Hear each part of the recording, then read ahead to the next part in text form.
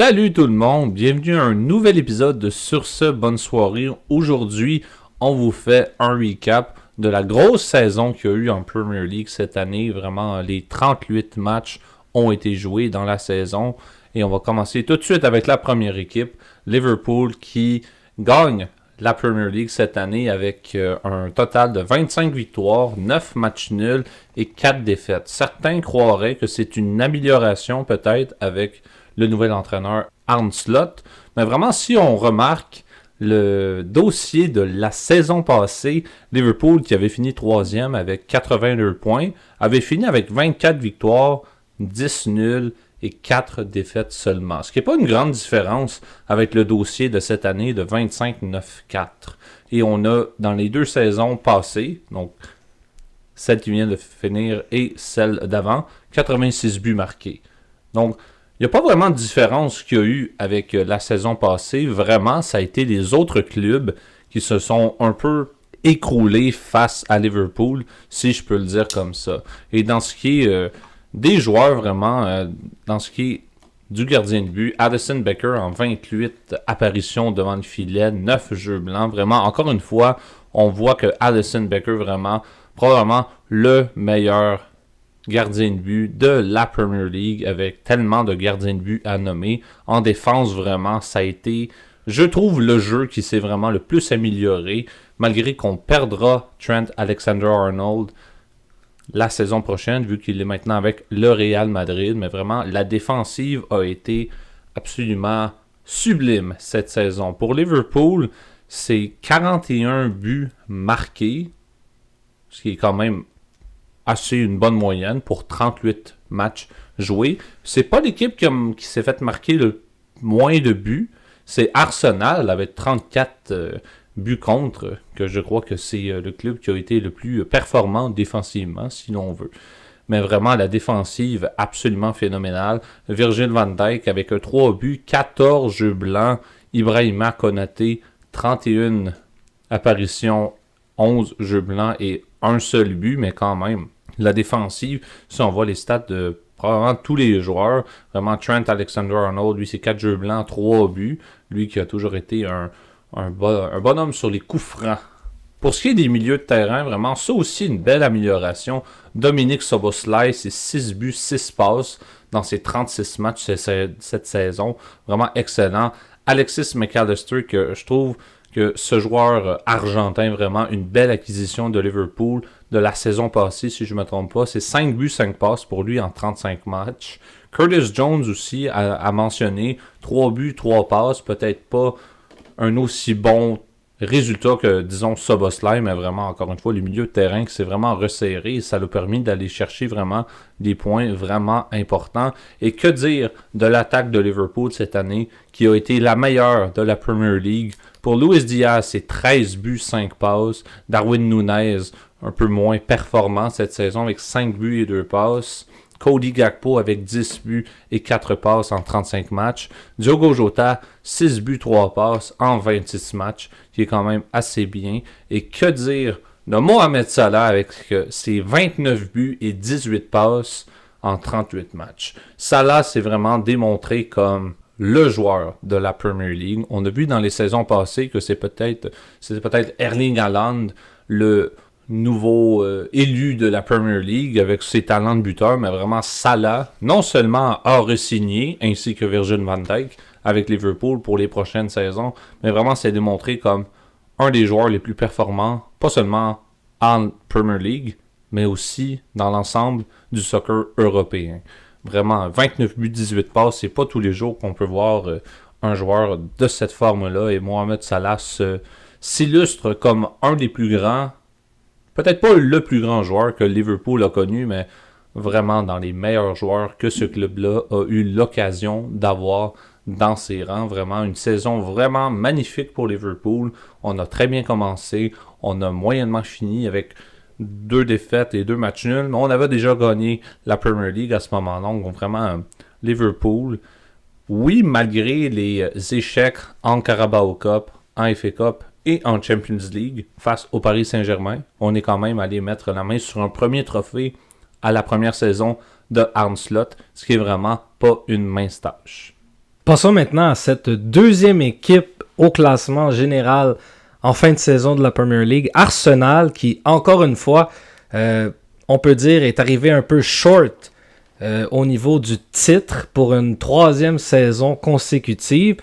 C'est quand même 20 victoires, 14 nuls et 4 défaites seulement cette saison pour un maigre 74 points au classement. Et ça a été une saison quand même assez difficile au niveau de la Premier League, mais ça a été quand même très excitant au niveau européen. On a quand même réussi à sortir le Real Madrid en Ligue des Champions, ce qui est quand même, selon moi, un résultat qui peut vraiment être très positif pour le futur et surtout pour la saison prochaine en Premier League du côté d'Arsenal.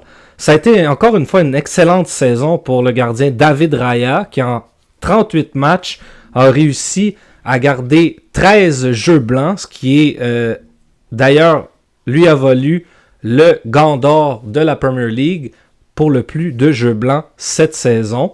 Et vraiment, Arsenal, si on regarde l'ensemble de leur saison, ça a été excellent au niveau défensif. Il y a quelques matchs, bien sûr, où ça a été plus difficile, mais défensivement, ça a été excellent.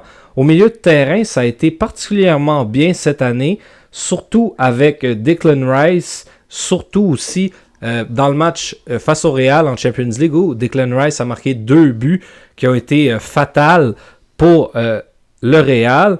Mais c'est vraiment du côté de l'attaque, si on regarde du côté d'Arsenal, qui fait vraiment défaut cette saison.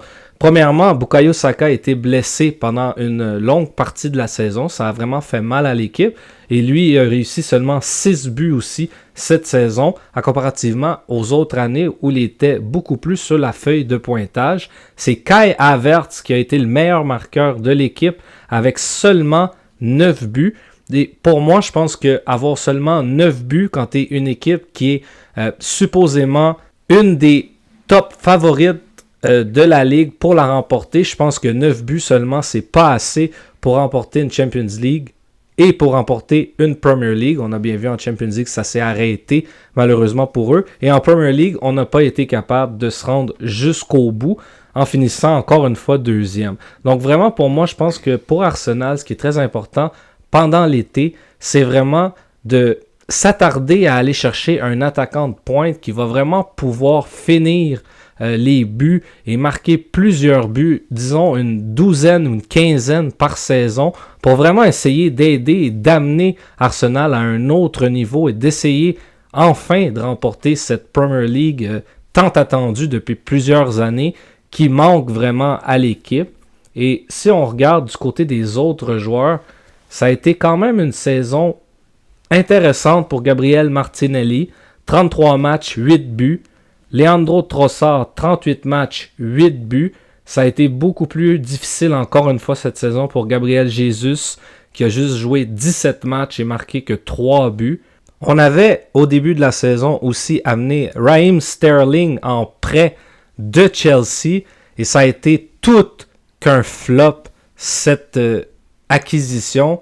Seulement 17 matchs pour Sterling et aucun but, que 2 passes décisives. Sterling d'ailleurs qui va quitter Arsenal pour retourner à Chelsea durant l'été, puisque vraiment son prêt a été catastrophique, si je peux le dire ainsi. Mais c'est vraiment important que Arsenal se dirige vers un nouveau noyau d'attaquants, si je voudrais le dire.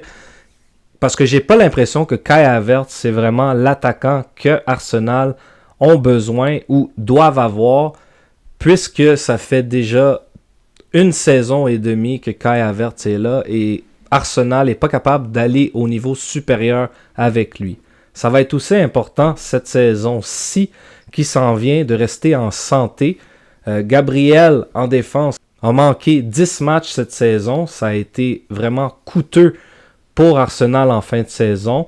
Ben White n'a joué que 17 matchs.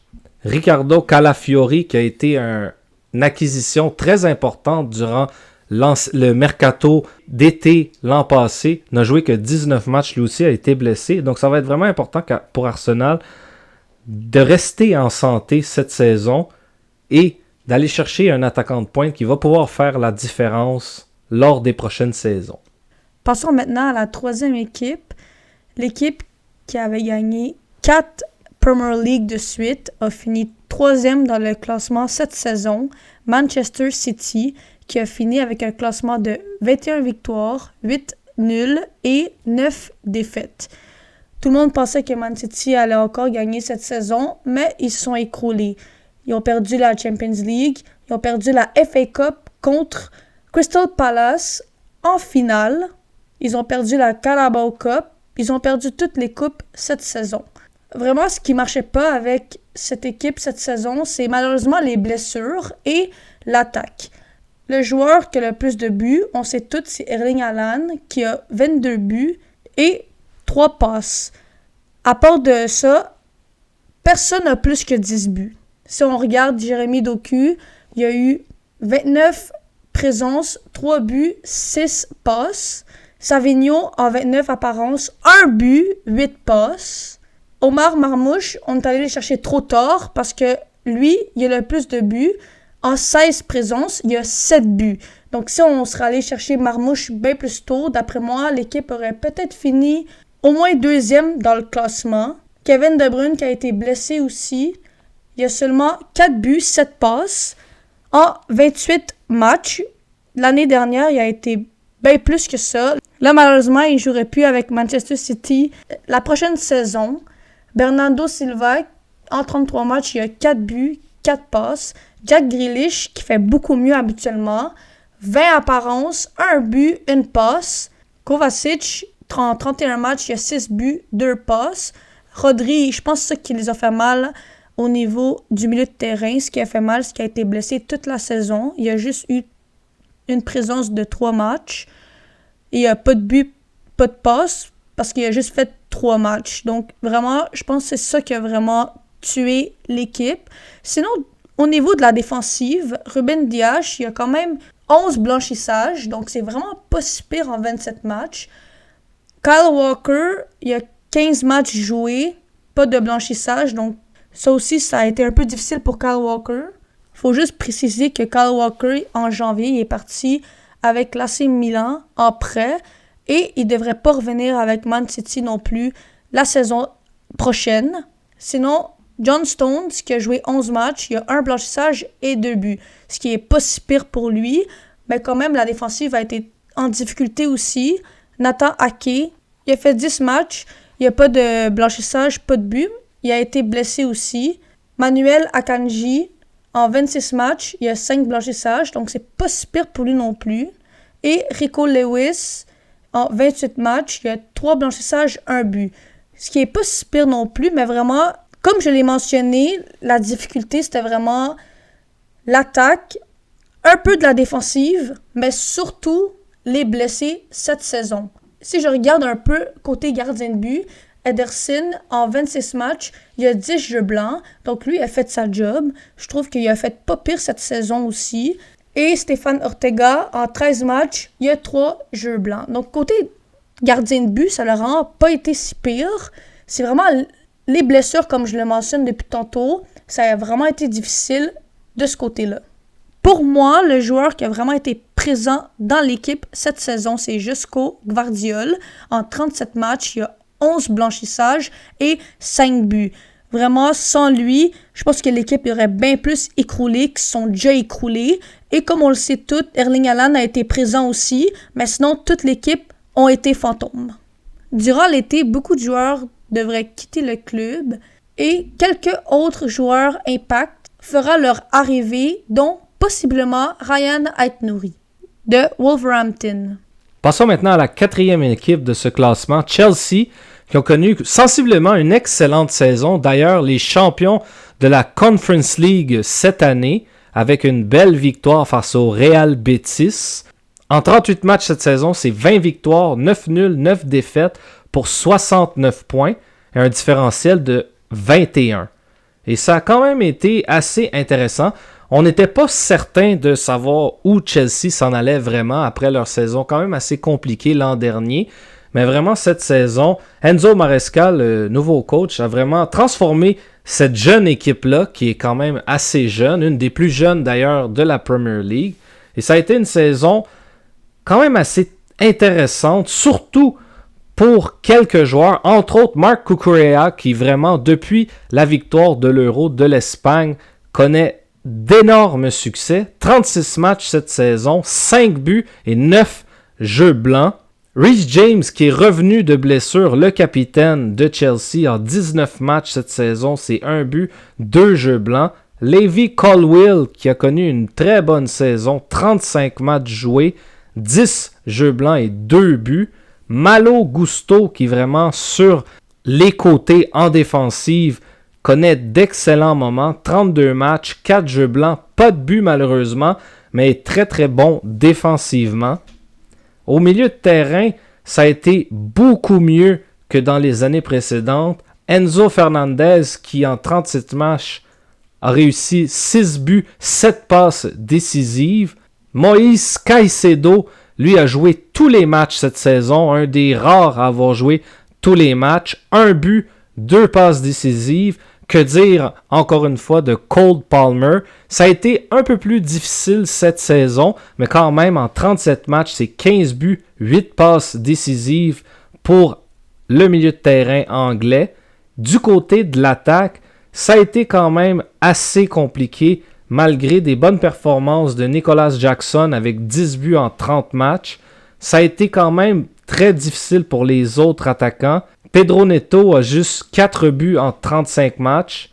João Félix, en 12 matchs, c'est 1 but. Lui qui ne devrait pas être de retour l'an prochain, à moins de circonstances atténuantes qui font en sorte qu'il reste avec le club. Jadon Sancho, lui qui était en prêt de Manchester United, 3 buts, 4 passes décisives seulement en 31 matchs joués. Lui aussi ne sera vraisemblablement pas de retour la saison prochaine avec l'équipe. Pour ce qui est de Noni Madueke, 32 matchs cette saison, 7 buts, 3 passes décisives.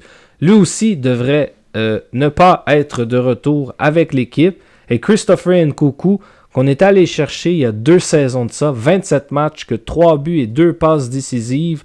C'est vraiment une déception pour le joueur français. Et lui aussi, normalement, ne devrait pas être de retour avec l'équipe. On sait qu'il y a plusieurs joueurs qui ont été mis en vente par le club de Chelsea déjà en ce début de période de mercato qui va s'amorcer très bientôt. Donc ça va être vraiment intéressant de voir quels joueurs vont rester avec l'équipe et quels joueurs vont arriver surtout avec l'équipe de Chelsea. On sait déjà qu'on a un nouvel attaquant en Liam Delap qui était avec Ipswich Town.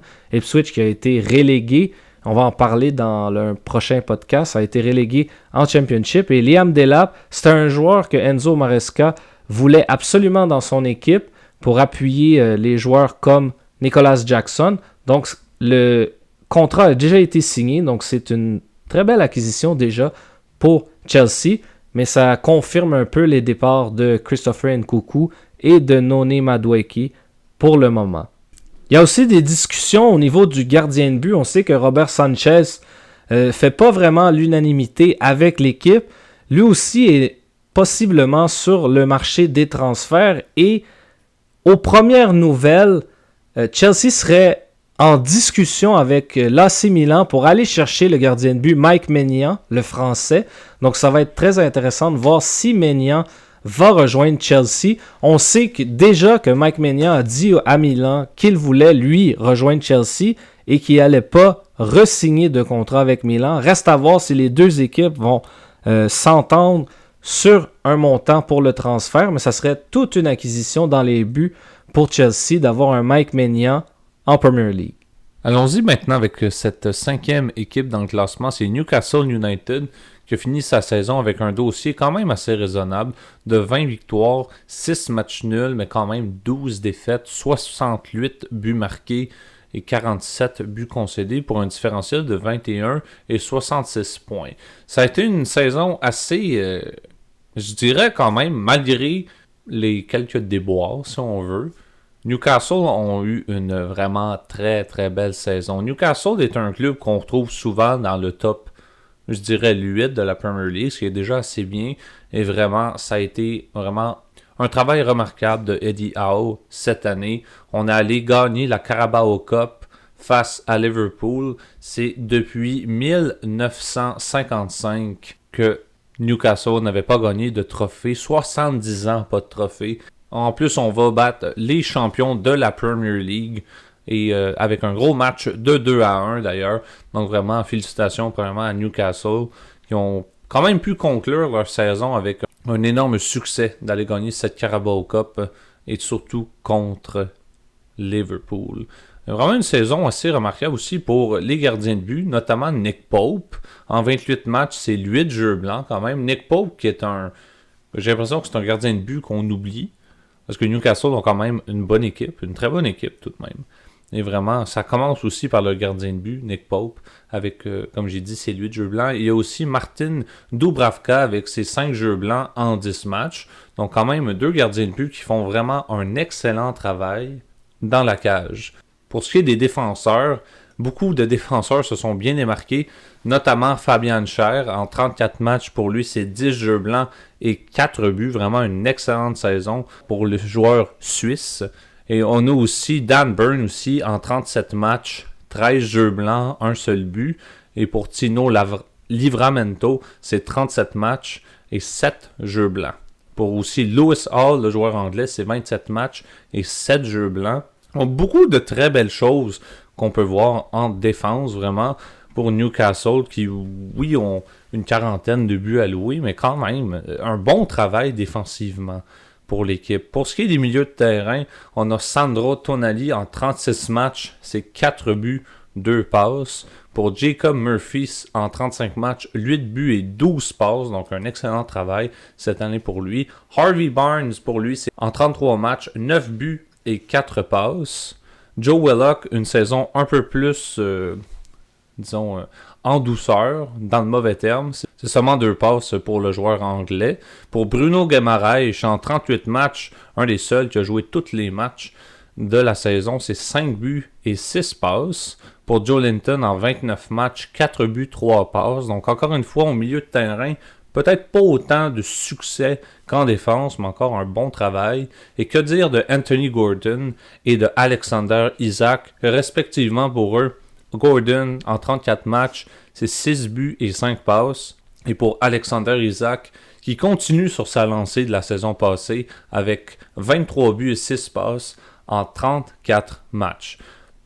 Alexander Isak est vraiment devenu, je dirais, l'icône de Newcastle durant les 2 dernières saisons, a amené une coupe à Newcastle en battant Liverpool pour la Carabao Cup.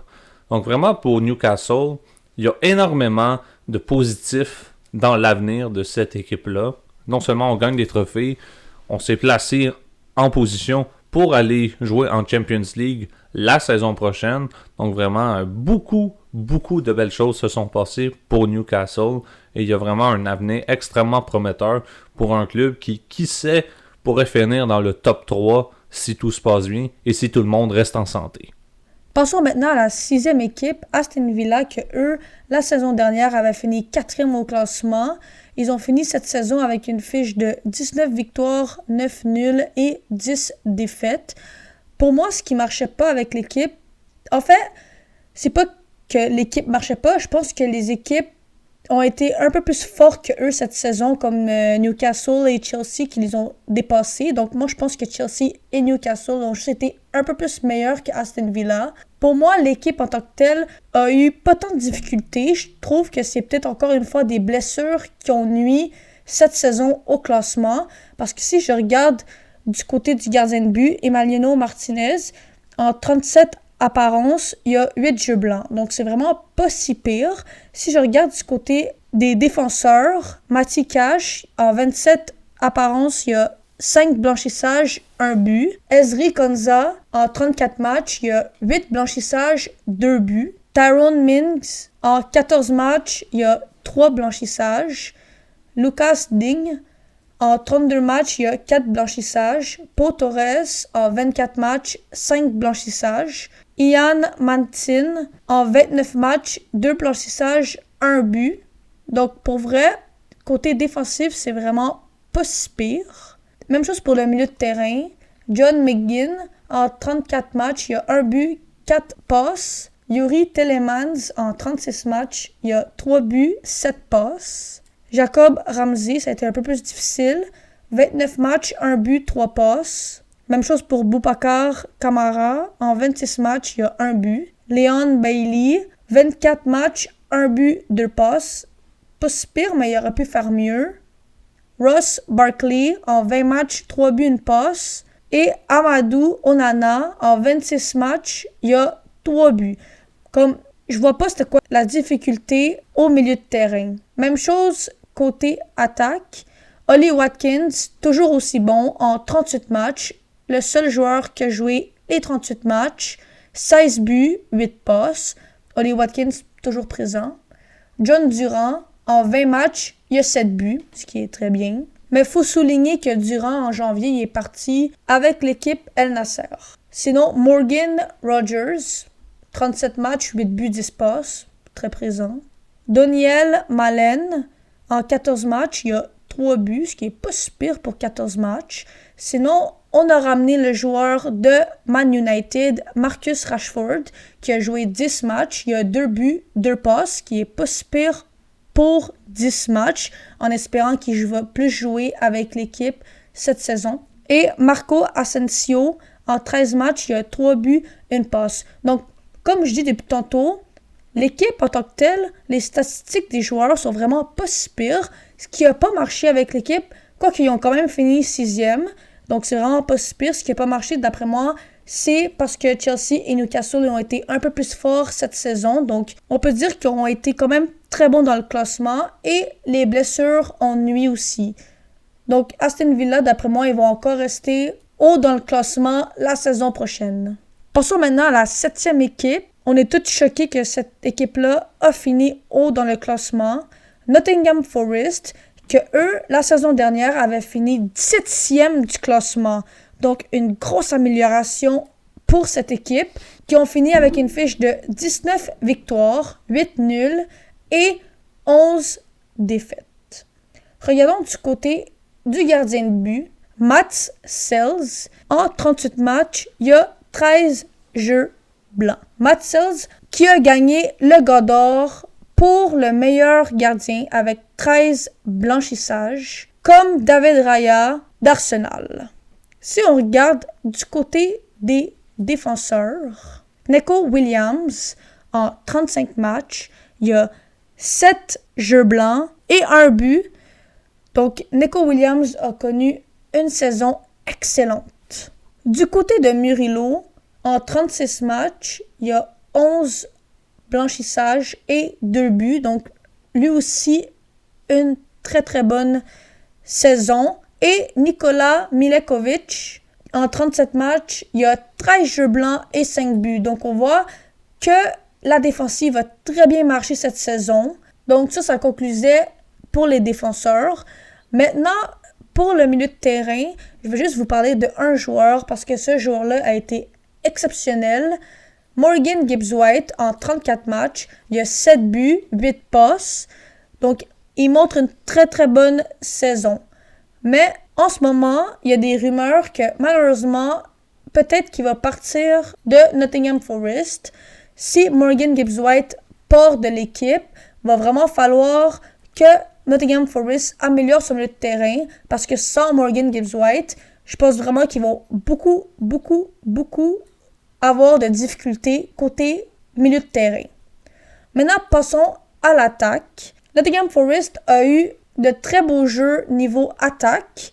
Je suis vraiment choqué de cette équipe-là. Ils nous ont montré tout le contraire de ce qu'on pensait. Anthony Elanga, qui a joué les 38 matchs, a 6 buts, 11 passes. Callum Hudson-Odoi, en 31 matchs, il a 5 buts, 2 passes. Jota Silva, en 31 matchs, il a 3 buts, 1 passe. Oui, on va dire qu'il y a juste 3 buts, 1 passe, mais il rentrait souvent comme remplaçant, donc c'est vraiment bon être comme un remplaçant et avoir 3 buts, 1 passe.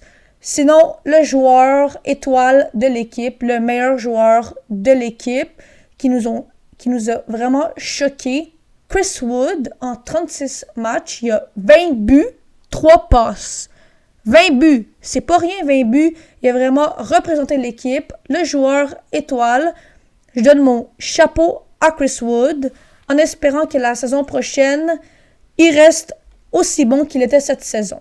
Malgré une saison où Nottingham Forest s'est fait qualifier pour la Conference League et l'Europe la saison prochaine, il y a quelques rumeurs que l'entraîneur Nuno Espirito Santo pourrait quitter l'équipe cet été. Ça reste à suivre.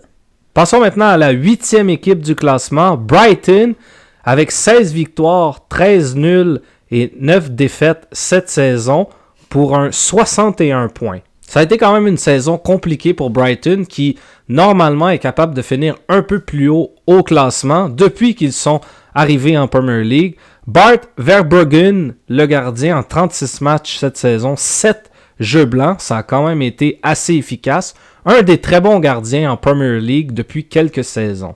Du côté de la défensive, le capitaine Lewis Dunk en 25 matchs cette saison, c'est 3 jeux blancs, aucun but. Ça a été compliqué pour lui un peu. Beaucoup de blessures cette saison qui l'ont malheureusement ralenti. Jean-Paul Van Ecke en 34 matchs, c'est 7 jeux blancs, 1 but. Et Perfis Estupiñán, lui, en 30 matchs, 3 jeux blancs et 1 but. Ça a été quand même assez difficile l'apport offensif de la défense cette saison.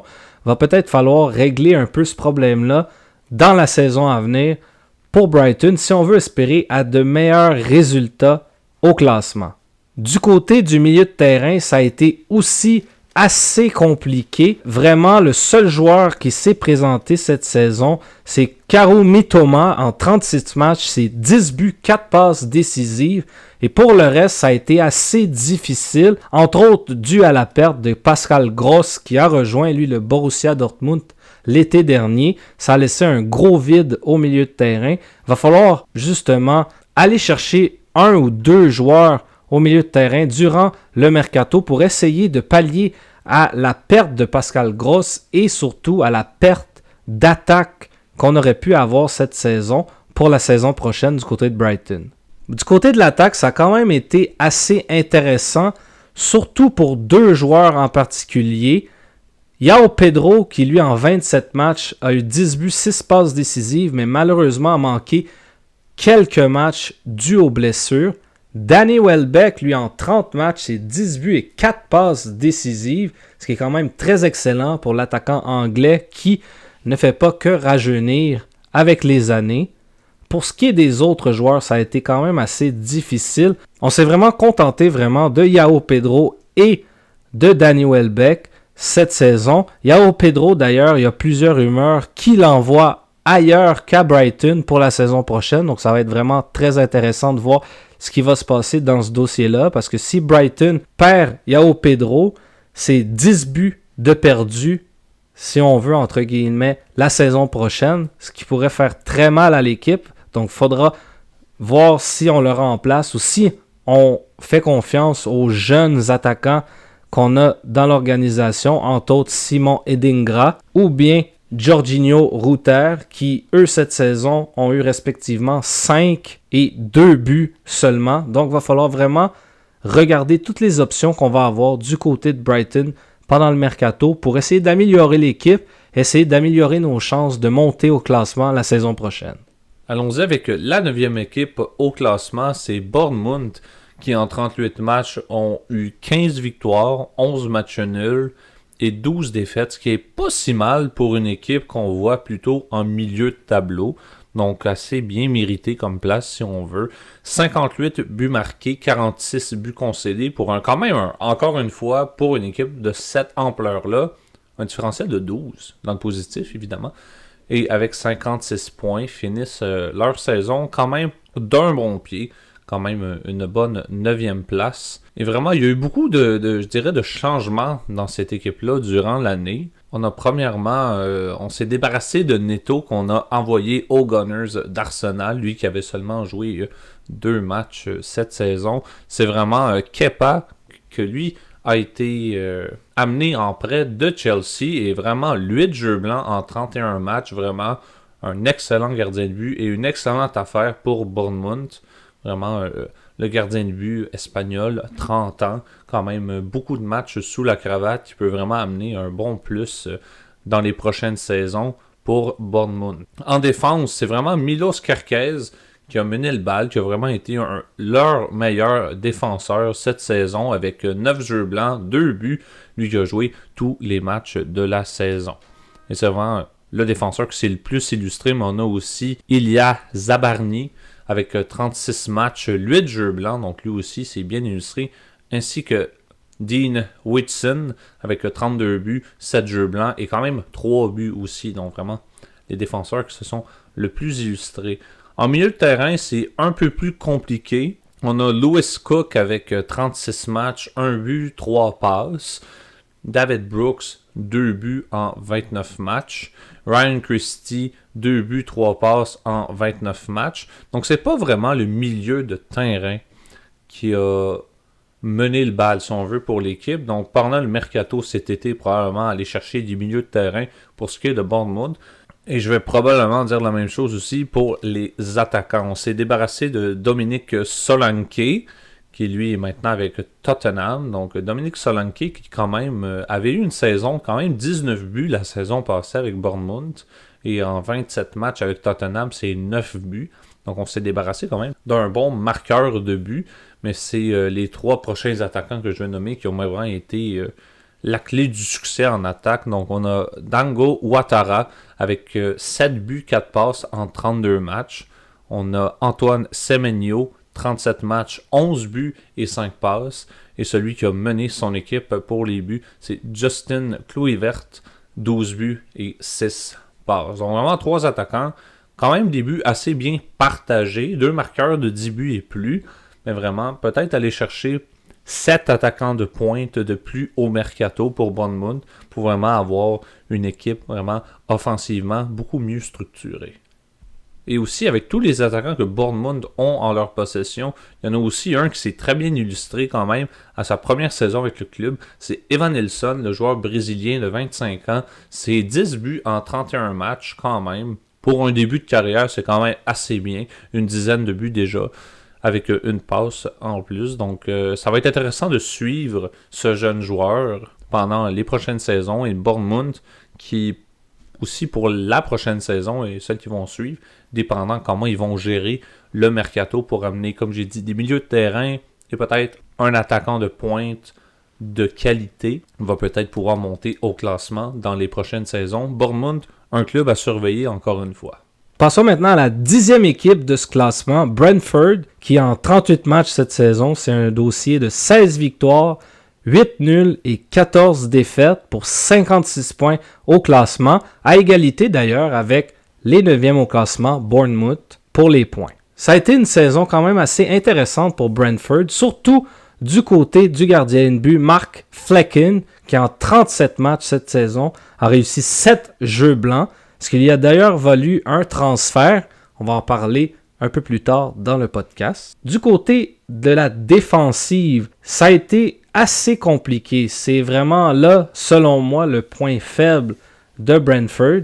Et vraiment, le défenseur qui s'est le plus illustré cette saison, c'est Ethan Pinnock avec 22 matchs, 2 blanchissages et 2 buts.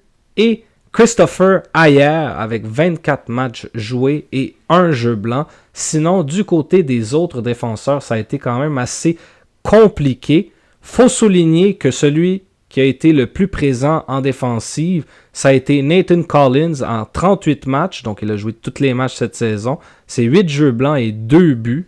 Donc, ça a vraiment été les défenseurs qui ont été les plus présents pour Brentford cette saison, qui ont quand même été assez malmenés du côté de la défense. Pour ce qui est du milieu de terrain maintenant, Christian Norgard en 34 matchs, c'est 5 buts, 4 passes. Ça a vraiment été une très bonne saison pour lui. Kevin Schad en 38 matchs, c'est 11 buts, 2 passes décisives. Encore une fois, très très bien.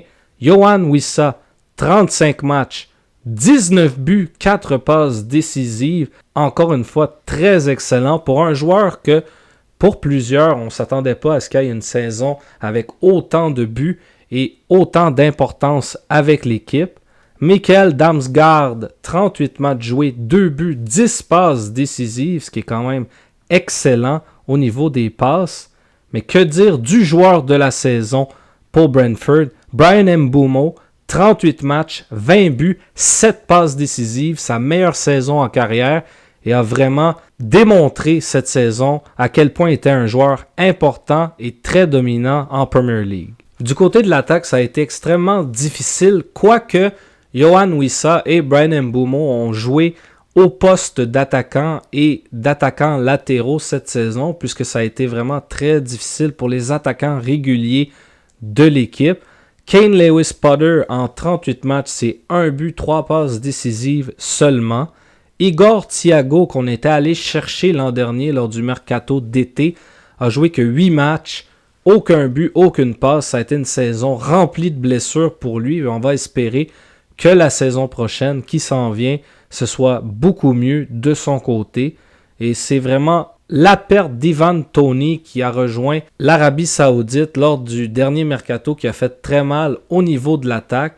Donc il va falloir peut-être aller chercher un attaquant qui va pouvoir appuyer les joueurs comme Yohan Wissa et Kevin Schad la saison prochaine, puisque vraisemblablement Bryan Mbeumo devrait quitter Brentford pendant le mercato cet été. En plus de Bryan Mbeumo, c'est très possible, il y a plusieurs rumeurs qui envoient le coach de longue durée à Brentford, Thomas Frank, à Tottenham pour remplacer Ange Postecoglou qui a été mis dehors il y a quelques jours de ça. On va en parler plus en détail lors d'un prochain podcast lorsque nous serons rendus à Tottenham. Donc ça pourrait être deux pertes très importantes, autant Bryan Mbeumo sur le terrain que Thomas Frank comme entraîneur. Donc pour vous faire un topo de qui se rend dans quelle compétition pour la saison prochaine, donc c'est comme suit: Liverpool, Arsenal, Manchester City, Chelsea, Newcastle et Tottenham se rendront en Champions League la saison prochaine. Pour ce qui est de l'Europa League, Aston Villa et Crystal Palace participeront à l'Europa League et Nottingham Forest, eux, seront à la Conference League. Faisons aussi un petit tour rapide des transferts conclus ou sortants en ce début de mercato. Tout d'abord, commençons avec Arsenal. Jorginho a été libéré d'Arsenal et devrait normalement s'entendre avec Flamengo, un club du Brésil. Kieran Tierney lui a été libéré d'Arsenal. Raheem Sterling, son prêt a été arrêté et il sera donc de retour à Chelsea. Neto, son prêt aussi a été arrêté, devra retourner à Bournemouth. Et Nuno Tavares, lui, a été cédé à Lazio dans un transfert. Pour ce qui est du côté de Aston Villa, Yassine Özcan a été acquis et Robin Olsen a été libéré. On va y aller ensuite avec Bournemouth. C'est Ellie Junior Kroupi qui lui a été transféré vers Lorient. Dean Hudson, lui, quittera la formation de Bournemouth pour se rendre au Real Madrid. Et Jadon Anthony, lui, a été transféré et se rendra à Burnley pour la prochaine saison. Du côté de Brentford, Ben Mee a été libéré. Mark Flecken, qui avait connu une excellente saison dans les buts, lui a été transféré au Bayer Leverkusen. Et en échange, on est allé chercher Kao-Ming Kelleher de Liverpool pour la saison prochaine du côté de Brentford. Et comme je l'ai dit un peu plus tôt, possiblement que Bryan Mbeumo va quitter l'équipe. Pour le moment, il n'y a rien de confirmé, il n'y a rien de fait encore. Ça reste à voir dans les prochains jours et les prochaines semaines. Du côté de Brighton maintenant, on a fait l'acquisition de Tommy Watson de Sunderland et de Young Do Young pour l'instant. Les trois équipes qui ont été promues en Premier League pour la saison prochaine, on va en revenir sur eux et sur leurs transferts qu'ils ont réussi lors d'un prochain épisode. On va tout de suite sauter sur Chelsea qui sont allés chercher Dario Usungo, Estavo Williams et Liam Delap et ont laissé partir Bashir Humphries à Burnley. Du côté de Crystal Palace, on a libéré Joel Ward et Geoffrey Schlump, deux joueurs qui étaient là depuis très longtemps. D'ailleurs, Joel Ward était le capitaine. Il a quand même réussi à sa dernière saison avec son équipe à soulever la FA Cup. Pour Everton maintenant, on a libéré Ashley Young, Asmir Begovic, João Virginia et Abdoulaye Doucouré. Les prêts de Jack Harrison, Jasper Lindstrom Aurel Mangala et Armando Broya ont tous été terminés.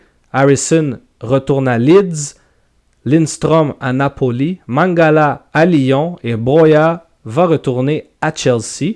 Et du côté de Charlie Alcaraz, on a confirmé son acquisition du club brésilien Flamengo. Pour ce qui est de Fulham, on a libéré Carlos Vinicius, William et plusieurs autres joueurs qui malheureusement ne feront plus partie de l'équipe pour la prochaine saison.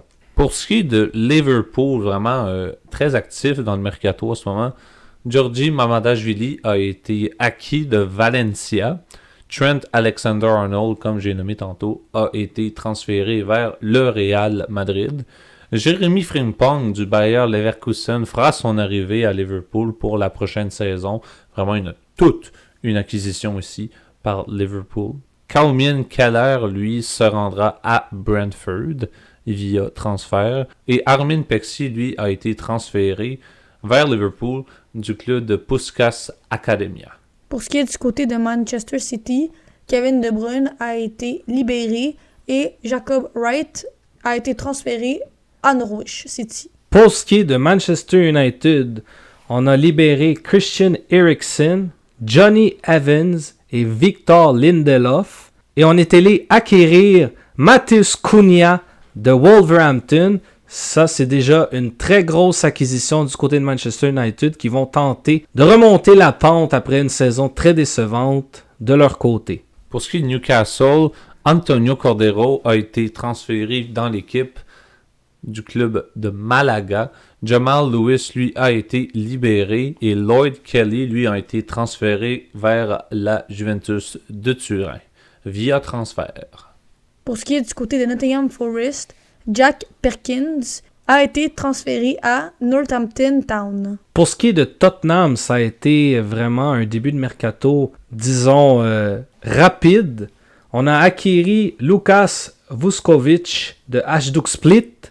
On a libéré Fraser Foster, Sergio Reguilon et Alfie Whiteman. Le prêt de Timo Werner est venu à échéance et il retourne à Leipzig. Pierre-Emile Højbjerg, lui, a été transféré à Marseille.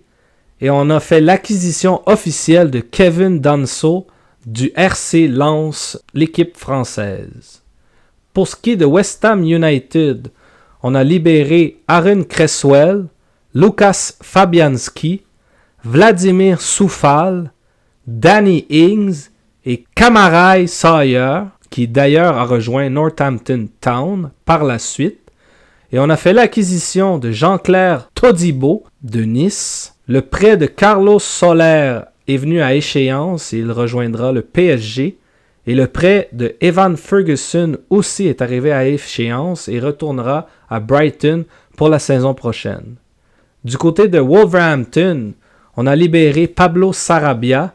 On a perdu les services de Matheus Cunha à Manchester United. On a libéré Craig Dawson. On a terminé le prêt de Carlos Forbes qui retourne à l'Ajax. Et on a libéré Stan Amos, Justin Hobner et Matty Whittingham. Wolverhampton qui, la saison prochaine, risque d'être une équipe extrêmement en danger, surtout avec la perte de Matheus Cunha. Et il y a quelques joueurs aussi qui risquent de quitter l'équipe après une saison assez décevante.